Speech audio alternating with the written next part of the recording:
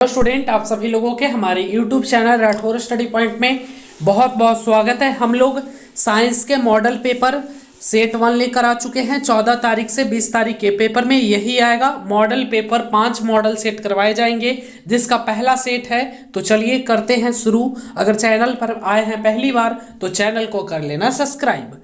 चलिए, पहला प्रश्न है, एक खींचे गए रबड़ बैंड में किस प्रकार की ऊर्जा निहित है। एक खींचे गए रबड़ बैंड में किस प्रकार की ऊर्जा निहित है? तो स्थितिज ऊर्जा। चलिए, नेक्स्ट प्रश्न है हमारा, मानव शरीर का कौन सा अंग निमोनिया से प्रभावित होता है? निमोनिया से प्रभावित होता है फेफड़ा।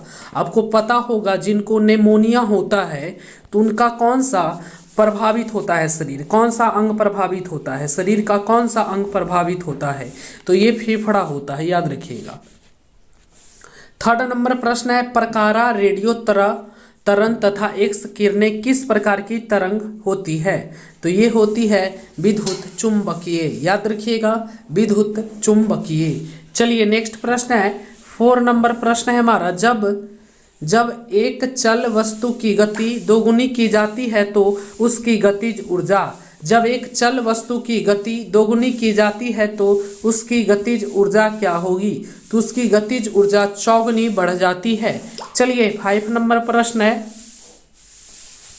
इनमें से किस भारतीय को भौतिक विज्ञान के लिए नोबेल पुरस्कार प्रदान किया गया था? इनमें से किस भारतीय को भौतिक विज्ञान के लिए नोबेल पुरस्कार प्रदान किया गया था? सही होगा ऑप्शन बी, हरगोविंद खुराना। चलिए, 6 नंबर प्रश्न क्या है समझेंगे। भारत में प्रथम सफल तुल्यकाली उपग्रह का नाम क्या है? बताइए। 6 का सही जवाब हो जाएगा ऑप्शन बी, एप्पल, याद रखिएगा, एप्पल।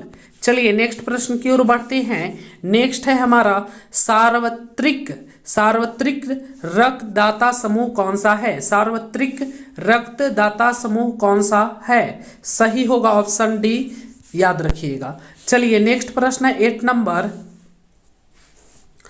बिहेवियर स्पेक्ट्रम का संबंध किससे है? सही होगा ऑप्शन ए, प्रकाश से। चलिए, नेक्स्ट प्रश्न है, डीआरडीओ के द्वारा विकसित उस चालक विहीन वायु यान का नाम क्या है जिस पर निशाना साधा जा सकता है? तो इसका नाम है लक्ष्य। आपको पता होगा, न्यूज वगैरह देखते हैं तो। चलिए, 10 नंबर प्रश्न है, किस यंत्र का प्रयोग करके भूकंप की तीव्रता मापी जाती है? किस यंत्र का प्रयोग करके हम लोग भूकंप की तीव्रता मापते हैं? तो बताइए, सिस्मोग्राफी। आपको पता होगा, सिस्मोग्राफी से ही पता चलता है कि भूकंप की तीव्रता कितनी थी। जैसे बोलते हैं 3.4, 3.5, 4.1 तीव्रता का भूकंप था। तो ये माप किया जाता है सिस्मोग्राफी से, और पता करके ही हमें बताया जाता है कि भूकंप की तीव्रता इतनी रही होगी। चलिए, 11 नंबर प्रश्न है, विद्युत वहन करने के लिए किसे उत्तम समझा जाता है? विद्युत वहन करने के लिए किसे उत्तम समझा जाता है? सही होगा ऑप्शन बी, चालक, कंडक्टर्स, चालक।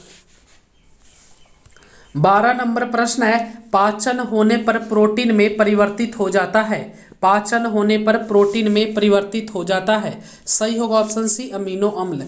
पाचन होने पर प्रोटीन अमीनो अम्ल में परिवर्तित हो जाता है। मनुष्य में वृक्क तंत्र का एक भाग है।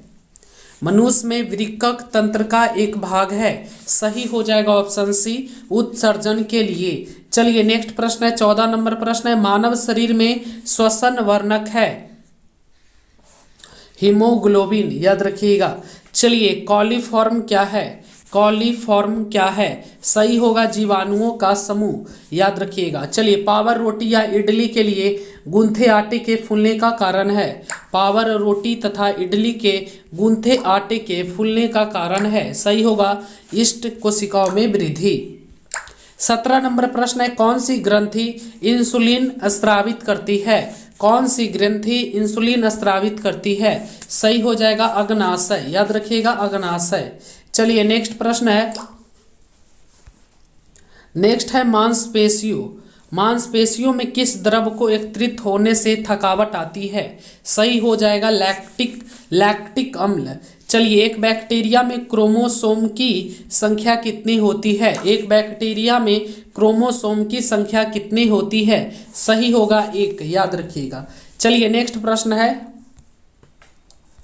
20 नंबर प्रश्न है, निम्न में से कौन सी धातु इस्पात के बराबर मजबूत किंतु भार में उससे आधी होती है? 20 सही हो जाएगा, बताइए। ऑप्शन ए है प्लेटिनियम, टाइटेनियम हो जाएगा। ऑप्शन बी करेक्ट है। इसका पीडीएफ आपको आंसर के साथ मिल जाएगा व्हाट्सएप ग्रुप में, आप लोग डाउनलोड कर सकते हैं वहां से। चलिए, पेंसिलिन की खोज किसने की थी? बताइए, पेंसिलिन की खोज किसने की थी? एलेक्जेंडर फ्लेमिंग ने। चलिए नेक्स्ट है, परम शून्य ताप पर, परम शून्य ताप पर बताइए, परम शून्य ताप पर सभी गैसें द्रव में बदल जाती है। परम शून्य ताप पर सभी गैसें द्रव में बदल जाती है। सिलिकॉन है, बताइए। सिलिकॉन है 23, सिलिकॉन है सेमीकंडक्टर, याद रखिएगा, सिलिकॉन है सेमीकंडक्टर। चलिए नेक्स्ट प्रश्न, निम्नलिखित में से कौन सी किरणें आंखों से नहीं देखी जा सकती है? बताइए, निम्नलिखित में से कौन सी किरणें आंखों से नहीं देखी जा सकती है? 24 का हो जाएगा उपयुक्त सभी, पराबैंगनी किरणें, गामा किरणें, अवरक्त किरणें।